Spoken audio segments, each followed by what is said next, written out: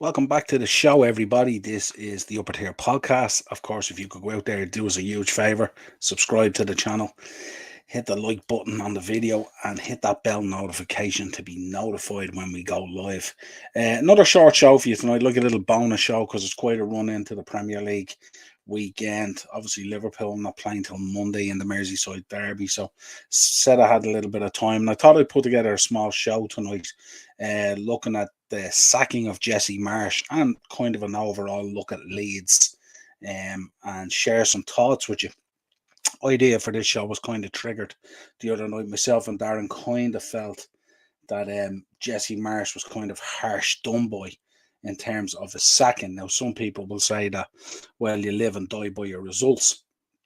So I wanted to delve down into the results and look at them, but also look at kind of players in and player out and what they've spent and the squad that's there and some of the issues that it faces and where they find themselves in the Premier League.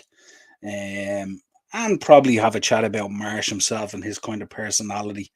Um, and just give my thoughts on it. And again, if you're joining us in the chat this evening, if you are a Leeds fan, pop on, let us know your thoughts. I kind of get it as well. I'm kind of torn between both sides. Do I think it was a little bit harsh? Yes, I do. Can I see why it happened? Yes, I can. Um, I can imagine probably at a club level, player level, and also at a fan level throughout the whole club, there would be a kind of a nervousness and an anxiety when you see yourself down low, um, in the table, only outside the relegation zone by goal difference. So I get the anxiety, especially with the journey you went on when you fell down into the championship last time and the amount of years it took to come back up. So I kind of can understand that anxiety, um, and that kind of want potentially for a change. But I think if you delve down into what you see at Leeds at the moment, it's an interesting kind of story. Um, and yeah, you can talk about Jesse Marsh, the character, and kind of what I liked about him was there's kind of an honesty about him, in terms of his interviews and stuff like that. There's no nonsense and there's no sway about it or stuff like that. He just kind of gives a brutal, honest assessment, maybe to his own detriment. Um, but certainly, I mean, we've seen all the videos and the stories and the motivational speeches and all that kind of stuff and all that. Some football fans will say belongs more in a boardroom or at a corporate level in terms of motivating people, as opposed to the dressing room of a football team. But I mean, each manager's different in their way and in their approach, and they all have their own way of doing things. And this was Jesse's way of doing things. So, first of all, I think what we'll do is we'll have a look at the results, and we'll go down through the results so far this season and give an honest assessment on them and stuff like that. And remember, we are talking about a team right now that isn't in the bottom three. We're talking about a team that is still in the FA Cup, and we're talking about a team that was very unlucky to go out of the Carabao Cup only for a late goal by Daniel Podence, I think it was, in the around the 84th, 85th minute away at Molyneux, put them out of the Carabao Cup. So this has kind of been the story of Leeds' season so far. Um, they've played some really good football at times. We know there are some issues there in terms of the squad. The back line needs attention. Certainly, and I mean, Darren has voiced it. I think every time we do a Premier League preview, every time we do a Premier League review, and the same kind of issues and stories come up. You know, we talk about the boy Meslier in goals, who's a very good goalkeeper, but sometimes you can look awful or not as good as you are because of the four guys that are standing in front of you. You know, and look, I'm a Liverpool fan. We've seen it this season with even with Alisson Becker, as good as he is and as top a goalkeeper as he is. At times he can look quite foolish, because of what's in front of him and the lack of confidence and the synergy between the two. We've seen it for years with different clubs and stuff like that. That if you don't have that secure relationship between your keeper and your back four, um, and that nervousness and confidence thing kicks in and stuff like that, really, really good players can sometimes look really, really ordinary. So let's go down. As we know tonight, they're obviously away to Manchester United, which is always a feisty fixture, sure to be a great game. So we don't know the result of that. It's kicking off at 8 o'clock or whatever it is. But we'll start with the last game was Nottingham Forest where they lost 1-0. And I think it's safe to say that everyone was kind of taken aback and shocked by that one. Leeds more or less dominated the game. Should have scored 3 or 4, but they didn't. And ended up losing 1-0. And I think that created a trigger, catalyst kind of reaction within the club. Because if you're dropping points to the teams around you, that kind of can put you in a precarious position. But the weird thing about it is they backed him somewhat in the transfer window. So it means their plan was for him to stay. And they also backed him somewhat in the summer.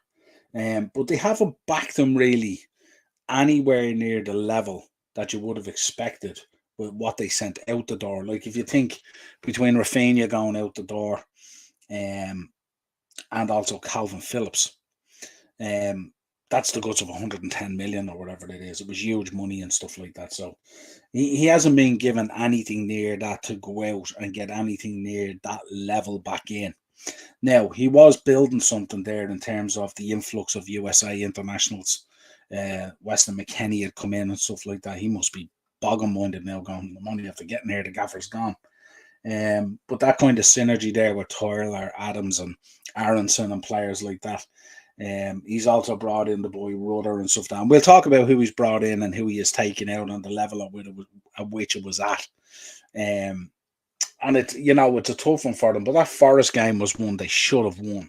And you'll see this will be pictured down. Then prior to that, they had a 0-0 with Brentford. Quite a blunt game. But again, could have gotten something out of it, really, So it's no disrespect. Brentford at the moment are on a tear at the moment under Thomas Frank.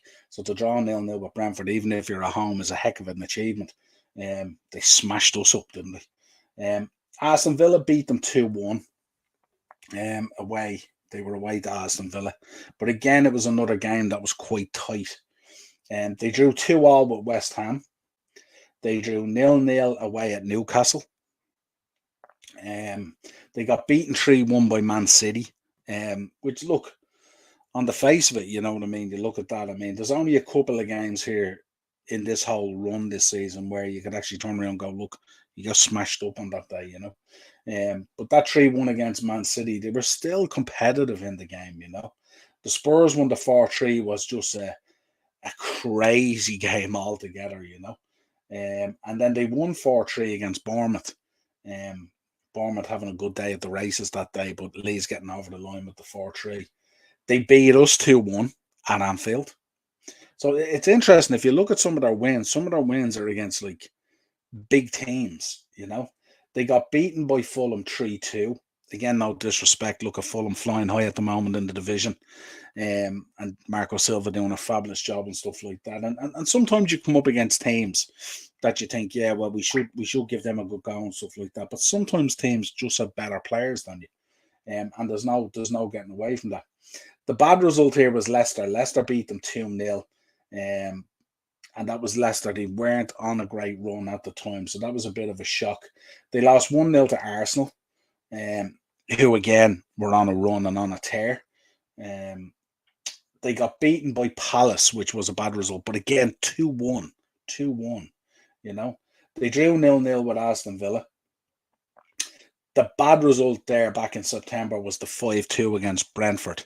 That was a kind of a difficult one. But again, I think if I remember back to that time, I think at the start of the season, Rodrigo was playing really, really well.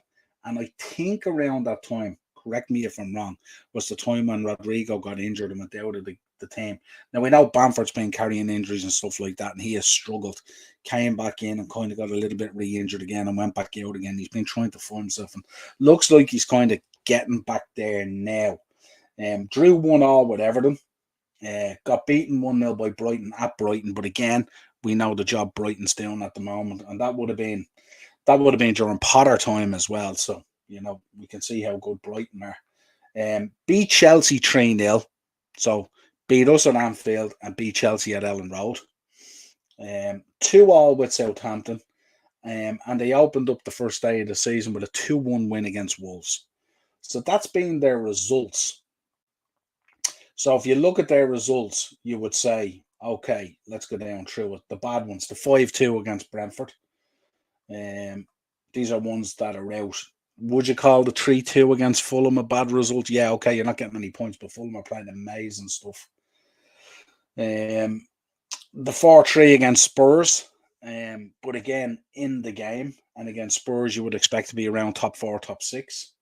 Beaten by Man City 3-1. Again, Man City going out a lot of this season beating teams. And now they've had their troubles and stuff like that. But the Forest result, if you look at it, is a bad result in terms of the points and what you'd want to do with the teams around you. But if you actually delve in and you look at the game, it's not a bad result because they've been at least 3 to 4 goals they could have scored in that game. Absolutely battered Forest. But Forest came up, Brennan Johnson with a fantastic goal and stuff like that. But then you have a situation. Take some comments here. First, Acers is in. How are we doing, Acers? Good to see you. It's crazy to say that you let the manager buy players in transfer window, then be relieved of their duties. Unfortunately, Leeds will get relegated now. It's board's own fault when they have their season. I don't think they're going to get relegated. I think they're probably going to be all right. I think they're going to bring in a decent manager. I think there's a good pool of players there to play with. And certainly there's other teams around them that could do a lot worse than they're doing. No points against United this week. Let's see. Anything can happen. I wouldn't expect them to. But maybe this is why they made the decision, because you have this week where you're kind of writing it off and you're going, probably we're not going to get much out of these 2 games.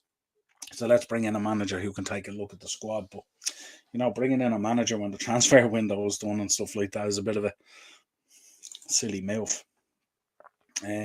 So let's take a look then at the squad that's in there and stuff like that. So obviously we spoke about Rafinha going out and Calvin Phillips going up, to name a few. But then Dan James went out on loan and various other things like that, So interesting the way that they've done some of their business. So we know the boy Montero came in. We also know Weston McKennie came in on loan from Juventus. And then they signed for 28 million. I think they were saying that broke their record, isn't it? It's mad to think that 28 million would break your record when you think they had Calvin Phillips and Rafinha, so amazing. But he came in, 28 million was the fee, Jorginho Rudder. But again, only after arriving. They brought in the boy Nanto, who came in from Zurich, 4.5 million. And then in the summer, they've brought in Sinisterra, who looks like a really good footballer. We know that Brendan Aronson came in. Mark Rocca came in, 12 million. Tyler Adams came in, 17 million. So you can see what he's trying to build here. He has defensive mids coming in there and stuff like that with forward protection to the back line that's a little bit exposed. We know that the likes of Ayling is getting on a little bit now. He's been on quite a journey at Leeds. We know Cooper at the back carries the problems at times and stuff like that. So it's a kind of a mixed bag, but you could see where he was going with it. Obviously wasn't afforded all the money, and then you look at the players out. So Llorente went out, Gelhardt went out. I was surprised at Gelhardt going out. I think he's a tidy little player. Click went out, Helder went out, Dan James went out, albeit on loan to Fulham. Helder Costa went out. So you're talking about some of these players are really, really important players for Leeds, especially in terms of their squad and stuff like that. And then you look at the actual players that are there. When you have a look at the squad, you look at kind of as we spoke about Meslier there, who I think is a very good goalkeeper, but again, operating with a back 4 in front of him that might not be at the level that you'd want. Ayling, Cooper, Dallas is there. Junior Firpo, Struck, who else is in there? Weston McKennie's just come in, Sam Greenwood, Rodrigo, who was a key player for them and was a key player there at the start of the season when they started off reasonably well and then went out.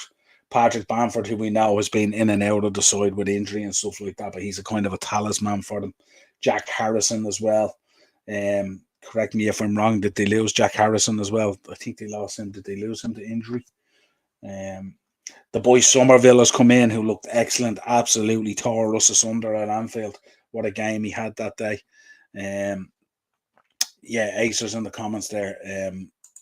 Rodrigo will be a massive miss for squad. Yeah, absolutely. He's a huge player for them.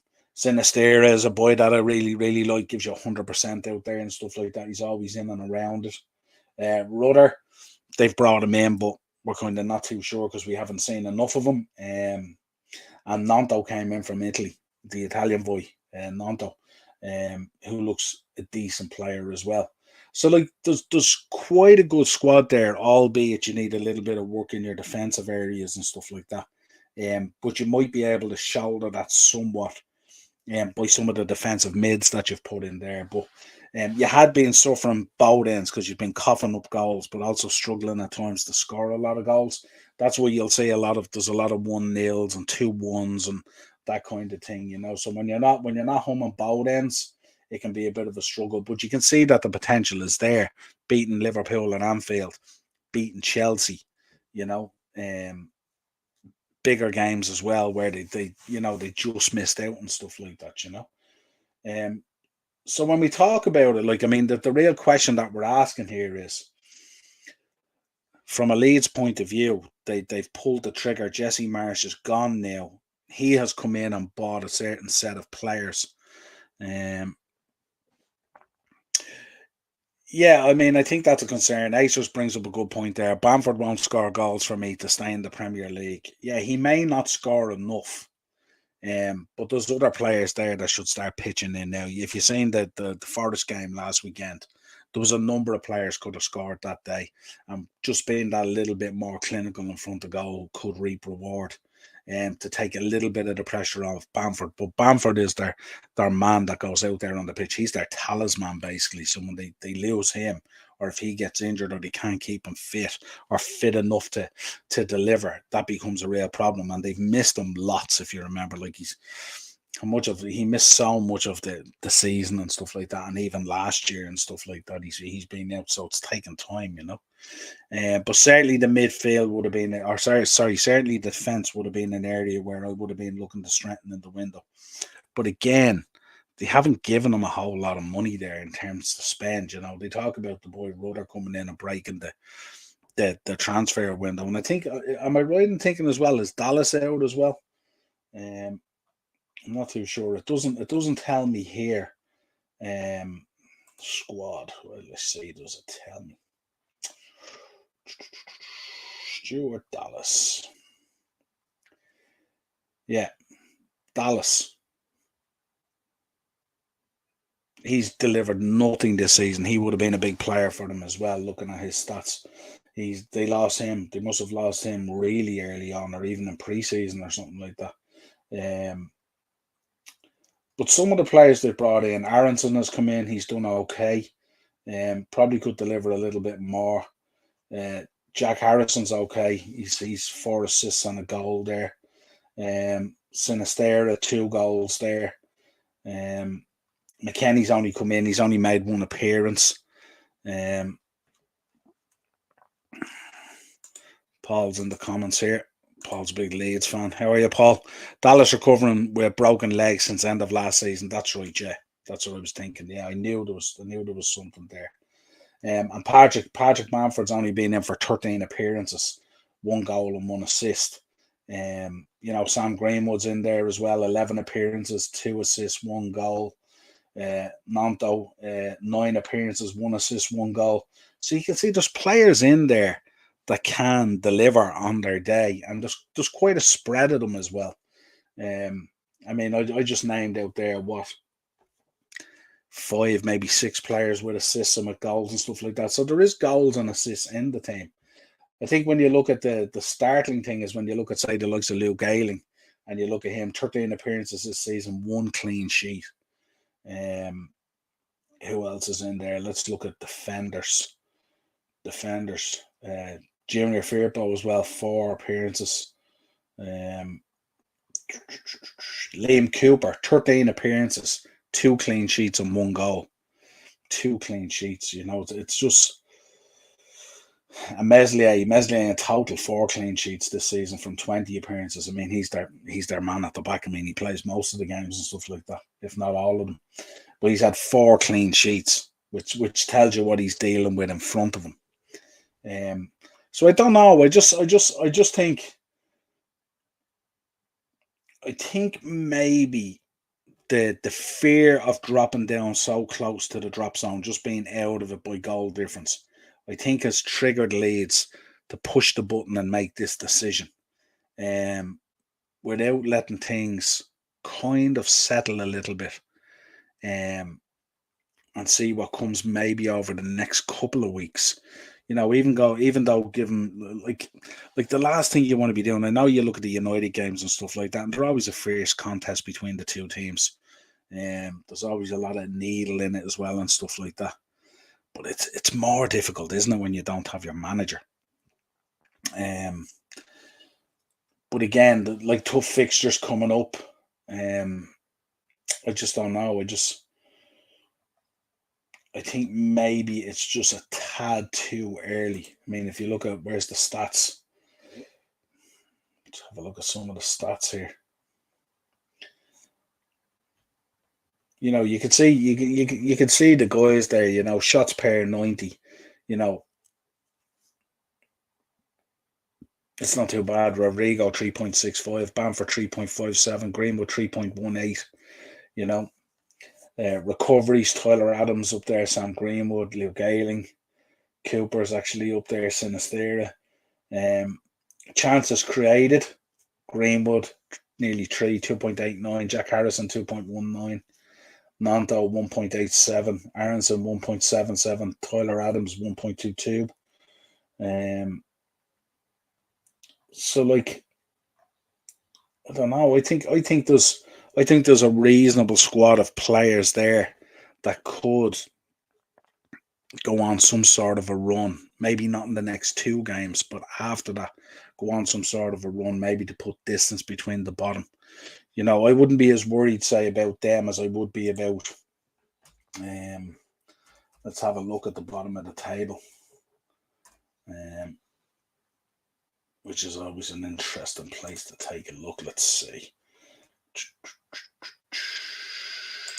If you look at the table here at the moment, just bringing up the table. Like, you've got Southampton down there. I'd be more worried about Southampton than I would be about Leeds. Bournemouth, I'd be more worried about Bournemouth than I would be about Leeds. Everton are down there and picked up a big win last weekend against Arsenal. Obviously, Dyche has gone in there as well, so they're going to get a little bit of a kick. Depends how long that kick can be, the longevity of it and stuff like that. Obviously, a tough game against us on Monday night, Merseyside derby, so we'll have to see how that goes as well. Who knows, we might cough it up and stuff like that. You've West Ham down there. I expect West Ham to be okay. I think they have enough there. Wolves, I still think could be in a spot of bother. I know we coughed up 3 points to them there at the weekend, but the reality is they're way off it. Way off it. I mean, they've only, when you think about it, what is it, like 9 points covers 12th to 20th. 9 points, Forest on 24, but again, and Leeds have a game in hand on these teams as well. So if Leeds were to win their game in hand, Leeds would go up to 15th. Go up to 15th, and they'd be level on points with Leicester if they won their game in hand. Paul, give us your thoughts here. Southampton and Bournemouth are down. I'd say we'll be between us and Everton. Think West Ham have too much. Maybe Forest, Leicester will be sucked back in. Yeah, Leicester could definitely be sucked back in, although they put in a good shift there. Got a big win against Villa, didn't they? Wolves will definitely be sucked back in. We made them look like prime Barcelona last weekend. Shocking. But I think Leicester and Wolves could definitely be sucked back in. I think Forest could also be sucked back in as well. I mean, if you think about it, we're just over halfway through the season. You have played 20 games, so if assume tonight is your game in hand, But if you stole a point tonight and a point on Sunday, I think it is 2 points will give you 20. They'd be big results against United and stuff like that. But yeah, definitely. I definitely think other teams out there at the moment could definitely be sucked back in. And I think probably what's happened there because of Leicester's win, was it against Villa? I think it was Leicester's win against Villa, Wolves win against us. I think it's kind of clouded the situation a little bit and turned on the panic stations at Leeds. I probably would have given Marsch, dare I say, another month. Probably another month I would have given him. At least another 4 games, including the 2 United ones anyway, to see what happens. And give those players a chance to settle and start playing and stuff like that, especially Weston McKennie. He could be a big player for you coming in from Juve and stuff like that. He's a talented baller and stuff like that. So, yeah, I just thought I'd take a look at it. I mean, obviously, you have to, you talk about Jesse Marsch as well. He was kind of like, his approach and his speeches and his motivational tactics and doesn't necessarily sit with the Leeds fan base, and certainly probably didn't sit with the Leeds locker room. But I don't think he was in a situation where, like, if you look at Liverpool at the moment, my own team, and you look at Klopp and you look at the way they're playing, they sometimes look like the drop off has been massive. And the players look at times like they're not even playing for him. I certainly wouldn't accuse any Leeds players of down on tools and not playing for Marsch. I think if you look at the Forest game, and Paul spoke to me about it the other day as well, they absolutely battered Forest the other day. Some of the chances they created on another day, you could have had 3 or 4, and not only 3 or 4, but 3 or 4 really, really good goals. And sometimes it just doesn't go your way. I'm finding that Liverpool as well. It's just, even though we're not playing as good as we should, just some days it's just not going your way. You don't want to cough up goals and suddenly you give away an OG or something happens, or goes in off the backside of a player or something like that, and it's just not working for you at times, But yeah, I just said I'd jump on, just share my thoughts. I'm kind of in a mixed sort of bag about it. I think it probably is a little bit harsh and a little bit early. Why give them the transfer window? If you wanted to make a change, why not make the change during the transfer window and give a manager a chance to come in and maybe get a few players? So the timing of it is quite peculiar, like literally a week out from the end of the transfer window. And after bringing in players and backing them, it seems strange. But again, I can understand the anxiety and the nervousness of being down there after last year as well, and this year back at it again. But I do believe, and I think you're right. I think Wolves could be dragged back into it. I think Leicester could be dragged back into it. I think Forest could be dragged back into it.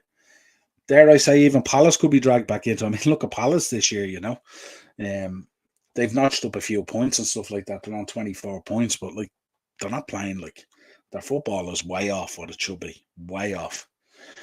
So that's it. I just said I'd jump on, give my thoughts on the sacking of Jesse Marsch, and it'd be interesting to see where Leeds go now. They are linked. I think the original target was the West Brom manager who has re-signed. Now they're looking at Rayo Vallecano. They were looking at Postecoglou as well, but now they're looking at the Rayo Vallecano manager, Andoni Areola, and apparently a Leeds contingent or a Leeds group has gone over to meet with him and try and sell him the project. But they need to get a manager in pretty quick and hit the ground running, and see what they can do to start putting some points on the board and move up the table. Until next time, folks, this has been the Upper Tier. Like on the video, subscribe to the channel, hit the bell notification. I will be back at 8 o'clock on Dynamo's Dozen. If you check out that channel, I'll be on there with Ian live, where we'll be talking all things pro wrestling, including talking about the passing of Leaping Lanny Poffo, Macho Man's brother. We'll also be talking about Jerry Lawler, who we know was hospitalised yesterday, who took ill and had a stroke. We'll be discussing that situation, amongst other things, and taking a look back at the history of wrestling and some notable birthdays. So if you fancy pro wrestling and a bit of pro wrestling chat, 8 o'clock, Dynamo's Dozen, that's where you'll find me. Until next time, folks, a pleasure. I will be back tomorrow night as well, with Thursday Tier Talk with Darren. We'll be previewing all the Premier League action. No doubt we'll be talking Man City again as well, amongst other things. And also, a potential Qatari bid incoming from Manchester United. Have Liverpool let Qatar steal a march, or Man United steal a march on these Qatar investors? We shall see. Till next time, folks, a pleasure.